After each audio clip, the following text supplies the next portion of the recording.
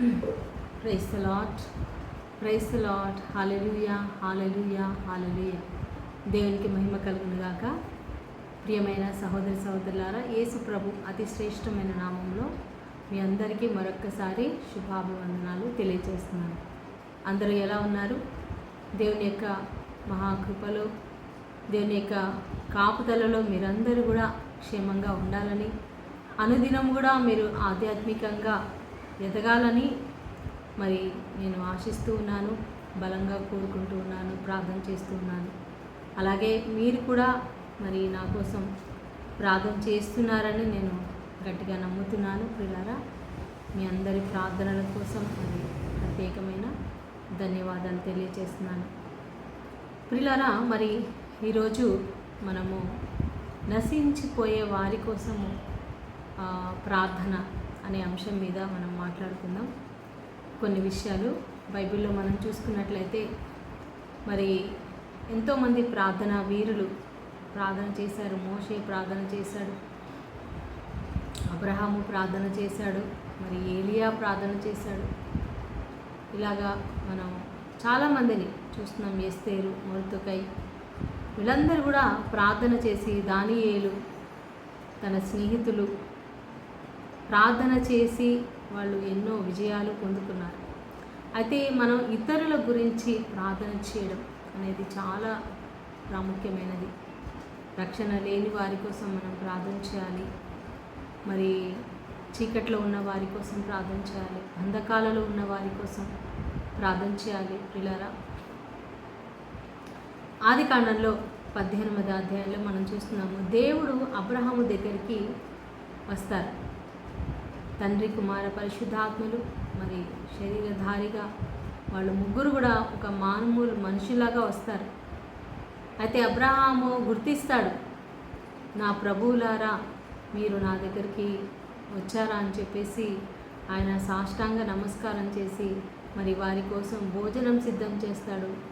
మరి శారా ఎంతో చక్కగా భోజనం తయారు చేస్తుంది. దేవుడు అతనికి దర్శనం ఇస్తాడు. ఆ విధంగా మరి దేవుడు మాట్లాడతాడు.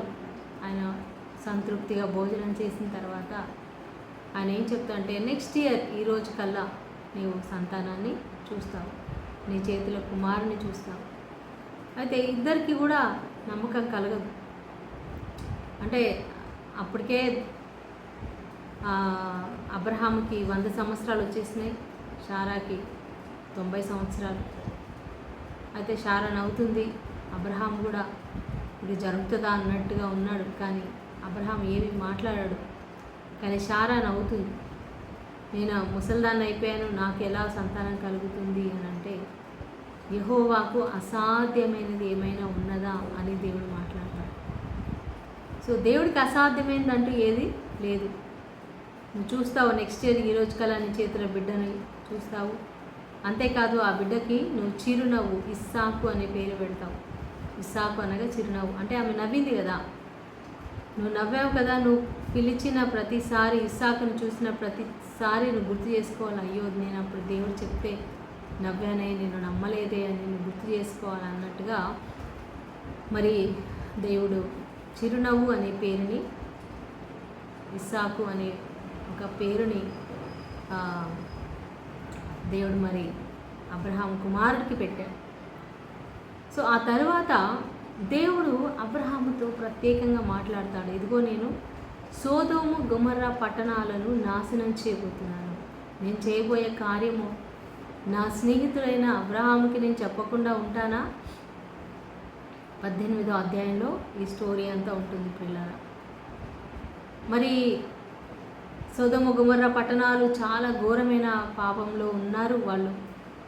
మరి ఆ ప్రజల యొక్క ఆ యొక్క పాపము నా దగ్గరికి చేరింది, నేను వాళ్ళని నాశనం చేయబోతున్నాను అని దేవుడు మాట్లాడినప్పుడు మరి అబ్రహాము దేవుని సన్నిధిలో ప్రార్థన చేస్తాడు. ఎందుకంటే తన తమ్ముడు కొడుకు లోతు ఆ సోదోము గొమొర్రా పట్టణాలలోనే ఉన్నాడు. ఈ లోతు ఎవరు? లోతు తన సహోదరి కొడుకు. మరి ఆ కొడుకుని తన సొంత కుమారులాగా చూసుకున్నాడు అబ్రహాము. తనతో పాటు వెంట తెచ్చుకున్నాడు. మరి దేవుడు లోతును ఎంతగానో దీవించాడు. వాళ్ళు కలిసి నివసింపలేనంత ఆస్తి సంపాదించుకున్నారు.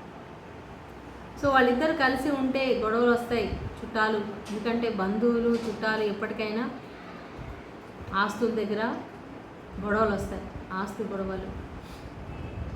సో ఎందుకు మనకి గొడవలు?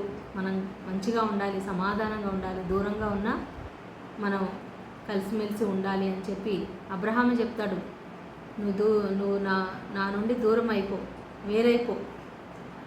నువ్వు తూర్పుకి వెళ్తే నేను పడమరకి వెళ్తాను, నువ్వు ఉత్తరం వెళ్తే నేను దక్షిణం వెళ్తాను అని చెప్తాడు. నీకు ఇష్టమైన ప్లేస్ కోరుకో అంటాడు. మరి లోతు చిన్నవాడు కదా, మరి పెదనాన్న నేను కోరుకోవడం కాదు, నీ ఇష్టము, నువ్వు ఏ ప్లేస్ ఇస్తే నేను అది తీసుకుంటానని చెప్పాలా? అలా చెప్పలేదు. తనకిష్టమైన ప్లేసు యోర్దాను నదీ ప్రాంతాలు, ఎంతో అందంగా చక్కగా పచ్చగా ఉన్నటువంటి ఆ మంచి ప్రాంతాన్ని అతను కోరుకుంటాడు. ఎడారిగా ఉన్నటువంటి ప్లేస్ని అబ్రహాంకు వదిలిపెట్టేస్తాడు. సో అబ్రహాం ఏమి అన్నాడు, ఓకే నువ్వు ఇది కోరుకున్నావా, కోరుకో, వెళ్ళు, తీసుకెళ్ళు అని చెప్పి ఆ లోతుని, తన ఆస్తిని, తన పిల్లల్ని, పశువులన్నీ పంపించేస్తాడు. సో లోతు వచ్చి సొదొమ గొమొర్రా దగ్గర తన గుడారం వేసుకుంటాడు. కొంతకాలానికి ఇంకా లోపలికి వెళ్ళిపోతాడు, లోపల ప్లేస్ తీసుకుంటాడు. కావచ్చు మరి లోతుకి అప్పటికి మ్యారేజ్ అయిందా కాలేదా కరెక్ట్గా తెలియదు. మరి తన భార్య, తనకిద్దరు అమ్మాయిలు పుట్టారు. ఆ సొదొమ గొమొర్రాలోనే వాళ్ళు పెరిగారు. చాలా మరి ఆ సొదొమ గొమొర్రా పట్టణాలు ఎంత ఘోరమైన పాపాలు, భయంకరమైన పాపాలు. మరి అక్కడ మరి హత్యలేమిటి, ఒకరినొకరు చంపుకోవడం ఏంటి, హత్యలు చేసుకోవడం, మోసాలు చేసుకోవడం, అన్యాయాలు చేసుకోవడం, వ్యభిచారము, భయంకరమైన విగ్రహారాధన, మంత్రాలు, తంత్రాలు.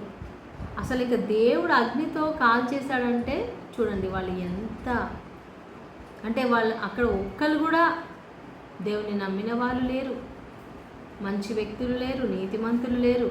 కేవలం లోతు మాత్రమే నీతిమంతుడు, అతను ఒక్కడే. సో అబ్రహాము తన కుమారుడు అంటే అన్నగా తమ్ముడు కొడుకు కోసం ప్రార్థన చేస్తున్నాడు. తండ్రి, మరి ఆ పట్టణంలో ఒక 50 మంది మంచి వాళ్ళు ఉంటే నువ్వు ఆ 50 మంది మంచి వాళ్ళతో పాటు అక్కడ ఉన్న దుష్టులందరితో పాటు ఆ 50 మంది మంచి వాళ్ళని చంపేస్తావా? లేదు, నేను అలా చంపను. ఓకే, ఒకవేళ అక్కడ 45 మంది ఉంటే చంపుతావా? చంపను.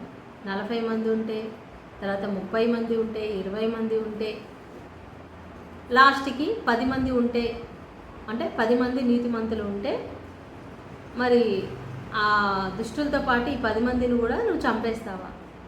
లేదు, నేను చంపను అంటాడు దేవుడు. మరి ఇంకా లాస్ట్కి కనీసం ఒక 5 ఉన్నా అని అడగలేకపోయాడు. ఎందుకంటే మరి ఇంకా 10 వరకే అడిగాడు అబ్రహాం. ఒకవేళ అడిగి ఉంటే ఏం జరిగి ఉండేదు. కానీ దేవుడు ఆ 10 మంది లోపల, అంటే ఒకవేళ లోతు కుమార్తెల యొక్క అల్లుళ్ళు కూడా వచ్చేసినట్లయితే వీళ్ళొక 2, 3, 4, 5, 6 మంది అయ్యేవాడు. వాళ్ళ చుట్టాలు ఇంకెవరైనా వస్తే కూడా 10 మంది వరకు దేవుడు రక్షించేవాడు. కానీ అక్కడ 4 ఆ 4 మరి దేవుడు రక్షిస్తానని చెప్పాడు. ప్రియులారా, మరి యెహోవా దూత ఆ యొక్క సొదొమ గొమొర్రా పట్టణాల దగ్గరికి వెళ్ళారు 2. అంటే తండ్రి కుమార పరిశుద్ధాత్మలో ఒకరేమో అబ్రహాముతో మాట్లాడుతున్నారు, 2 లోతు దగ్గరికి వెళ్ళారు, సొదొమ గొమొర్రా పట్టణాల దగ్గరికి వెళ్ళారు. అంటే దేవుడే స్వయంగా వెళ్ళాడు అక్కడికి. 2 అక్కడ దేవదూతలు అని రాసి ఉంది, కానీ వీళ్ళారా అక్కడ వెళ్ళింది దేవుడే. ఎందుకంటే అంతకుముందు ఆ 3 ఈ యొక్క అబ్రహాము దగ్గరికి వచ్చి మాట్లాడారు. వాళ్ళిద్దరిలో 2 అక్కడికి వెళ్తారు లోతు దగ్గరికి. సో వాళ్ళు వెళ్ళినప్పుడు ఆ గవని దగ్గర లోతు ఉంటాడు. మరి వీళ్ళని చూసి, అయ్యా మీరు ఎవరో పరాయి వాళ్ళలా కనిపిస్తున్నారు, రండి మా ఇంటికి రండి అని వాళ్ళని ఇంటికి తీసుకెళ్ళి పరామర్శించి వాళ్ళకి మంచిగా భోజనం అంతా ఏర్పాటు చేసి ఆ రాత్రికి మీరు మా ఇంట్లో ఉండండి అని చెప్పి. అంటే లోతుకు తెలియదు ఎవరో పరాయి వాళ్ళు, పరదేశులు అనుకుంటున్నాడు బాటసారులు. సో అలా తీసుకెళ్ళి వెళ్ళిన తర్వాత ఆ ఊరిలో ఉన్న వాళ్ళందరూ కూడా పెద్దవాళ్ళ నుంచి పిల్లల వరకు లోతు ఇంటి దగ్గరకు వచ్చేసారు. అంటే చూడండి, ఆ ఊరిలో ఎవ్వరు కూడా బయట నుంచి లోపల రావడానికి వీల్లేదు. ఎవరైనా బాటసారులు కనిపించినా అంతే, ఇంకా వాళ్ళు నాశనం చేసేస్తారు, చంపేస్తారు, అన్ని రకాలుగా వాళ్ళు చిత్రహింస చేస్తారనమాట. ఇంకా ఆడవాళ్ళైనా మగవాళ్ళైనా. సో చుట్టాలు ఇంటికి వస్తేనే వాళ్ళు అలా ఉన్నారంటే చూడండి, ఆ మనుషుల్ని బయటికి ఇవ్వండి, వాళ్ళతో మేము మరి చాలా అది చెప్పాలంటే కూడా చాలా ఘోరంగా ఉంది ఇక్కడ. అలాంటి భయంకరమైనటువంటి దుర్మార్గులు, దుష్టులుగా ఉన్నారు. అయితే మరి లోతు చాలా బతిమలాడతాడు, అయ్యా దయచేసి వాళ్ళు నన్ను నమ్మి నా ఇంటికి వచ్చారు, నా బంధువులు, మరి వాళ్ళతో మీరు ఇలా చేయకూడదు, కావాలంటే నా కుమార్తెలను ఇద్దరిని ఇస్తాను, లేదు మాకు వాళ్ళే కావాలి అని చెప్పినప్పుడు అప్పుడు దేవుడు చెప్తాడు, ఇదిగో ఈ సొదొమ గొమొర్రా పట్టణాలు యెహోవా నాశనం చేయబోతున్నాడు, మరి మీరు త్వరగా మీకు ఎవరైనా మీకు కావాల్సిన వాళ్ళు ఉన్నారు అందరిని పిలుచుకోండి, అందరూ బయటికి వెళ్ళండి అని చెప్పినప్పుడు లోతు తన అల్లుళ్ళని పిలుస్తాడు, అయ్యా ఇలాగ దేవుడు నాశనం చేస్తున్నాడంటే ఈ పట్టణాన్ని మనం వెళ్ళిపోదామంటే వాళ్ళు నవ్వుతారు. అంటే వాళ్ళు కూడా అదే పాపంలో ఉన్నారు కదా,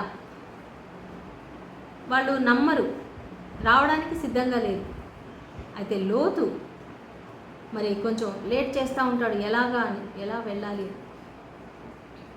అయితే దేవుడు ఈ యొక్క బయట ఉన్నటువంటి ఆ సొదొమ గొమొర్రాలో ఉన్నటువంటి ప్రజలు ఆ ఇంటి చుట్టూ, లోతు ఇంటి చుట్టూ వచ్చారు కదా, వాళ్ళందరికీ గుడ్డితనం కలుగజేస్తారు. ఆ డోర్ వాళ్ళకి గుర్తుపట్టకుండా, వాళ్ళకి కళ్ళు లేకుండా చేసేస్తాడు. అప్పుడు దేవుడు మరి తలుపులు తెరిచి లోతుని, తన భార్యని, పిల్లల్ని చేతులు పట్టుకొని వాళ్ళు గట్టిగా పట్టుకొని తీసుకెళ్ళిపోతారు. అంటే చూడండి, దేవుని యొక్క కృప, దేవుని యొక్క కనికరం లోతు మీద ఎంత వచ్చింది. ఎందుకు అంటే అక్కడ అబ్రహాము ప్రార్థన చేస్తూ ఉన్నాడు. అబ్రహాము యొక్క ప్రార్థన ఇక్కడ లోతు కుటుంబాన్ని రక్షించింది. అందుకే పిల్లరా, మనం కూడా మన వాళ్ళ కోసం ప్రార్థన చేయాలి, మన బంధువుల కోసం, మన సొంత వాళ్ళ కోసం. వాళ్ళు ఎవరైనా నరకానికి వెళ్ళిపోతున్నారా, ఎందుకంటే సమయము చాలా తక్కువగా ఉంది. మరి వాళ్ళ జీవితంలో వాళ్ళ సమయం అయిపోకముందే వాళ్ళు చనిపోతే కనుక వాళ్ళు ఎక్కడికి వెళ్తారు? నరకానికి వెళ్తారు కదా. వాళ్ళు మారుమనసు పొందకుండా, జీవితాలు మార్చుకోకుండా, పశ్చాత్తాప పడకుండా ఉంటే మరి దేవుని యొక్క రాకడ వస్తే వాళ్ళు ఎత్తబడే సంఘంలో ఉండరు. కాబట్టి మనము ప్రార్థన చేయాలి. మన సొంత గ్రామం కోసం ప్రార్థన చేయాలి. మనం పుట్టిన గ్రామం, మనం పెరిగిన గ్రామం, ఎక్కడైతే నువ్వు చదువుకున్నావో ఆ ప్లేస్, ఎక్కడైతే నువ్వు నివాసం చేస్తున్నావు ఆ ప్రాంతాలు, ఆ సిటీ కోసం, ఆ పట్టణం కోసం, ఆ కాలనీ కోసం నువ్వు ప్రార్థన చేయాలి. ఆ ఇంటిలో ఎంతమంది అవుతున్నారో వాళ్ళందరి కోసం ప్రార్థన చేయాలి. పిల్లలు అబ్రహాములాగా మనము కూడా ప్రార్థన చేయాలి, విజ్ఞాపన చేయాలి. అబ్రహాము చేసిన ప్రార్థన దేవుని సన్నిధికి చేరింది. సో దేవుడు వాళ్ళని తీసుకొని బయటకు వెళ్ళి, మీరు త్వరగా పారిపోండి, వెనక్కి తిరిగి చూడొద్దు, ఆ పర్వతం మీదకి వెళ్ళిపోండి అంటే ఆ లోతు అడుగుతాడనమాట, ప్రభువా ఇదిగో నేను ఆ పర్వతం ఎక్కలేనైనా, నాకు చాలా శక్తి లేదు, నాకు బలహీనంగా ఉంది, దయచేసి ఇక్కడ దగ్గరలో ఇంకొక చిన్న కొండ ఉంది, ఆ ఊరికి వెళ్ళడానికి నాకు పర్మిషన్ ఇవ్వండి అని అడిగినప్పుడు సరే దేవుడు పర్మిషన్ ఇస్తారు. ఓకే, నేను ఆ ప్రాంతాన్ని, ఆ గ్రామాన్ని నేను నాశనం చేయను, అక్కడికి వెళ్ళండి. సో వాళ్ళు అక్కడికి వెళ్తారు. అయితే దేవుడు ఏం చెప్తున్నాడు? వెనుక తిరిగి మీరు చూడొద్దు. హల్లెలూయా, ప్రైజ్ ది లార్డ్. చాలా ప్రియులారా, మరి మన ఆధ్యాత్మిక జీవితంలో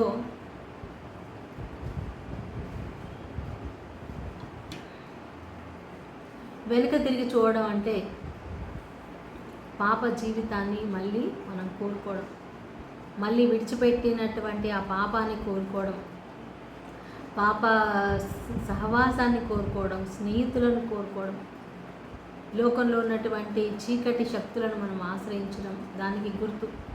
వెనక్కి చూడొద్దు. నీ పాత జీవితంలోనికి నువ్వు వెళ్ళకూడదు. నువ్వు ప్రభువులో ముందుకు నువ్వు నడుస్తున్నావంటే, ప్రభుతో నువ్వు ముందుకు సాగుతున్నావంటే నువ్వు ముందుకే వెళ్ళాలి. పరలోకం వైపే చూడాలి. నీ దృష్టి అంతా దేవుని వైపే ఉంచాలి. కానీ ఇక్కడ మనం చూస్తున్నాం, మరి లోతు భార్య, ఆమె ఆ అగ్ని వచ్చి ఆ పట్టణాన్ని కాల్చేసినప్పుడు దా యొక్క పొగ మొత్తం పైకి ఇట్లా లేచిపోయిందనమాట. మొత్తం అందరూ ఆర్తనాదాలు చేస్తున్నారు, అరుస్తూ ఉన్నారు, కేకలు వేస్తూ ఉన్నారు. దేవుని యొక్క కోపం చూడండి. దేవుడు మరి మొట్టమొదటిసారేమో నీళ్లతో జలప్రళయంతో నాశనం చేశాడు. మరి ఇప్పుడు అగ్నితో నాశనం చేస్తా అన్నాడు కదా. సో సోదోమ గుమర్రా పట్టణాలు వాళ్ళు అస్సలు అంటే ఇంకా వాళ్ళ పాపం పండిందనమాట. చెప్పాలంటే ఇప్పుడు చెట్టు మీద ఉన్నటువంటి పండు పండిపోతే రాలిపోతుంది కదండి, అలాగా వాళ్ళ పాపం పండింది. కాబట్టి వాళ్ళ పాపం యొక్క వేతనం మరణం. సో దేవుడు వాళ్ళని అందరినీ కూడా చంపేశాడు. ఆ పట్టణమే స్మాష్ చేసేసాడు. అయితే వెనక తిరిగి చూడొద్దన్నాడు దేవుడు. ఈ యొక్క లోతు భార్య వెనక తిరిగి చూసింది, అంతే. ఆమె అక్కడే అలాగే శిలగా ఉప్పు స్తంభముగా మారిపోయింది. సాల్ట్ రాక్, ఉప్పు స్తంభం, ఉప్పు రాయిగా మారిపోయింది. మరి ఈరోజు కూడా మనం ఆ దారిలో వెళ్తూ ఉంటే ఆ కుండల్లో ఒక రాయి ఒక మనిషి ఆకారంలో ఉంటుందన్నమాట, ఒక స్త్రీ ఆకారంలో. లోతు భార్య అని చెప్తూ ఉంటారు. సో అది సాక్ష్యం ఇంకా ఉంది ప్రియులారా. అయితే అది ఏం జరిగినా సరే వీళ్ళు మాత్రం వెనక చూడలేదు. లోతు వెనక చూడలేదు, ఇద్దరు అమ్మాయిలు కూడా వెనక చూడలేదు. వాళ్ళు వెళ్ళిపోయారు, సీదా వెళ్ళిపోయారు. ఆ గ్రామం చేరుకున్న తర్వాత వాళ్ళు చూస్తే తన భార్య లేదు. ఎక్కడ పోయిందో ఏంటో వాళ్ళకు కూడా అర్థం కాలేదు. తర్వాత వాళ్ళు చూసి ఉంటారు, ఉప్పు స్తంభంగా మారిపోయి ఉంటుంది. ఇంకంతే వదిలేశారు. చూడండి ఎంత బాధపడి ఉంటారు. తల్లి కోల్పోయారని పిల్లలు బాధపడి ఉంటారు. ఇంట్లో భార్య కోల్పోయిందని ఆయన ఎంత బాధపడి ఉంటాడు. ఇంకా ముగ్గురే మిగిలిపోయారు పిల్లలు. అంటే ఈరోజు వాళ్ళకి ఆ స్థితి ఎందుకు వచ్చిందంటే లోతు మరి సాతాను యొక్క సహవాసాన్ని కోరుకున్నాడు. సాతాను నివాసం ఉన్న స్థలానికి వెళ్ళి అక్కడ నివాసం ఉన్నాడు. ఎన్ని రోజులు మరి ఆయన సాతాను బిడ్డలతోటి సహవాసం చేశాడు. అందుకే మన ఫ్రెండ్షిప్ ఎవరితో మనం చేస్తున్నాం, మన స్నేహం ఎవరితో చేస్తున్నాం అనేది చాలా ముఖ్యం పిల్లల. మనం అన్యులతో మాట్లాడచ్చు, వాళ్ళతో మాట్లాడకుండా ఉండలేము. ఎందుకంటే మన చుట్టూ అందరూ వాళ్ళే ఉంటారు కాబట్టి, ఎక్కడ ఆఫీస్లో అయినా, స్కూల్లోనైనా, చదువుకునే దగ్గర అయినా, స్కూల్ కాలేజెస్, ఇంటి చుట్టూ ఉన్న వాళ్ళు అందరూ మనకు అన్యులే. అయితే వాళ్ళని మనం చక్కగా పలకరించాలి, మాట్లాడాలి, ప్రేమగా ఉండాలి. కానీ వాళ్ళ పద్ధతులు, అన్య ఆచారాలను మనం ఆచరించకూడదు. మరి ఒక దేశంలో నేను చూస్తున్నాను, దేవుని బిడ్డలు వాళ్ళు, కానీ వాళ్ళు అన్ని విగ్రహాలు పెట్టుకొని ఉన్నారు. మరి దేవుడికి అది ఇష్టం లేదు కదా. అంటే వేరే ఇతర మరి విగ్రహాలు పెట్టుకున్నారు. యేసుప్రభు ఫోటో పెట్టుకోవడం అంటే పర్వాలేదు, నో ప్రాబ్లం. జీసస్కి సంబంధించినవి మనం పెట్టుకోవచ్చు. యేసుప్రభు శిష్యులు కానీ, పునీతులు, సెయింట్స్, మదర్ మేరీ ఫోటో, ఇవన్నీ పెట్టుకోవచ్చు, నో ప్రాబ్లం. కానీ వేరే ఇతర మనుషులు, ఇతర దేవతలు, ఇతర దేవుళ్ళని పిలువబడుతున్న వాళ్ళ ఫోటోలు మనము అస్సలు పెట్టుకోకూడదు. అలాంటి విగ్రహారాధన, మరి మంత్రాలు, తంత్రాలని వెళ్ళడము, లేకపోతే పంచాంగం చూడడం, లేదా ముహూర్తాలు చూడడం, మంచి రోజు చెడు రోజు అని చూడడం, వాస్తు అని, ఇవన్నీ అన్ని ఆచారాలు. ఈరోజు మంచిది, రేపు మంచిది, ఈ సమయం మంచిది, ఇలాంటి చాలా పట్టింపులు ఉన్నాయి.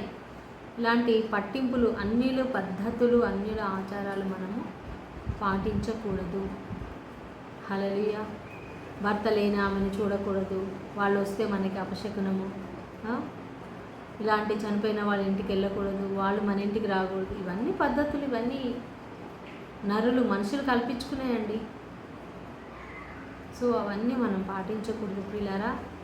దేవుని నామంలో మరి ఈరోజు లోతు ద్వారా దేవుడు మనకు నేర్పిస్తున్నాడు. మనము దేవుని యొక్క సన్నిహిత్యంలో ఉండాలి, దేవుని సన్నిధిలో ఉండాలి, దేవుని వెంబడించాలి. సో లోతు ఆ సహవాసంలోకి వెళ్ళడం వలన ఏమైంది, సొదొమ గొమొర్రాలతో ఉండడం వలన ఆ పాపపు అలవాట్లన్నీ కూడా తన బిడ్డలకు వచ్చేసాయి.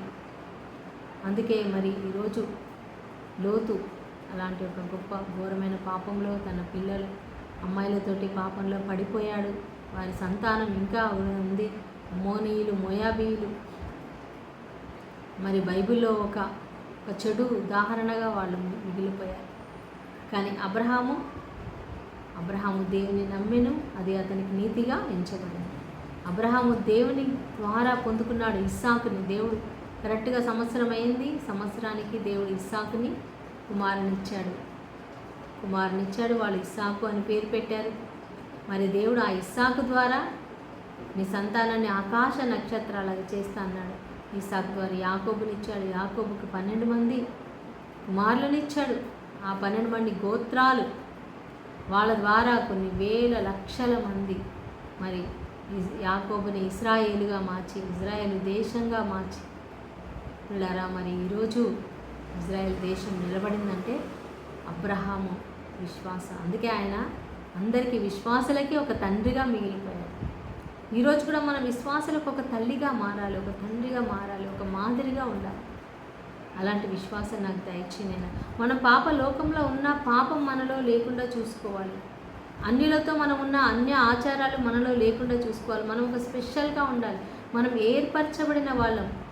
దేవుడు మనల్ని ప్రత్యేకపరుచుకున్నాడు. పరిశుద్ధులైన మీరు యాజక సమూహము అంటున్నాడు, ఏర్పరచబడిన జనము అంటున్నాడు. కాబట్టి మనం ప్రత్యేకంగా ఉండాలి. మన మాట తీరు, మన ప్రవర్తన, మన ఆలోచన అన్నీ కూడా ప్రత్యేకంగా ఉండాలి. దేవుని సాక్షులుగా ఉండాలి. ఈ సొదొమ గొమొర్రా పట్టణాలను దేవుడు ఎలా నాశనం చేశాడో, ఈ రాబోతున్నటువంటి ఈ అంత్య దినాలలో కూడా మరి పాపంలో ఉన్నటువంటి లోకాన్ని దేవుడు నాశనం చేయబోతున్నాడు.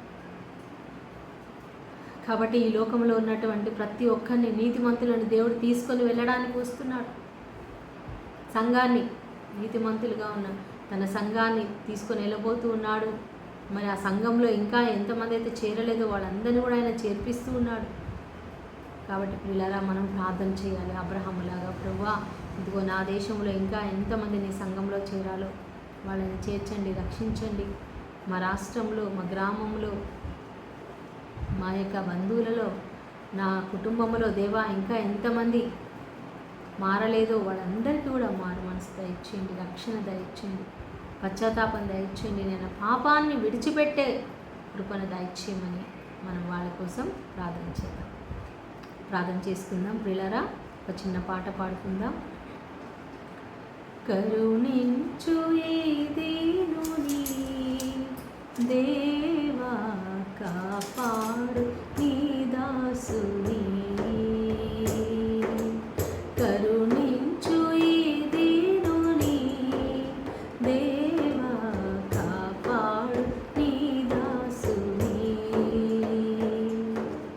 నీ సేవలో నన్ను నడిపించుమయ్యా, నీ ప్రేమలో నన్ను నడిపించుమయ్యా. నీ సేవ చేయ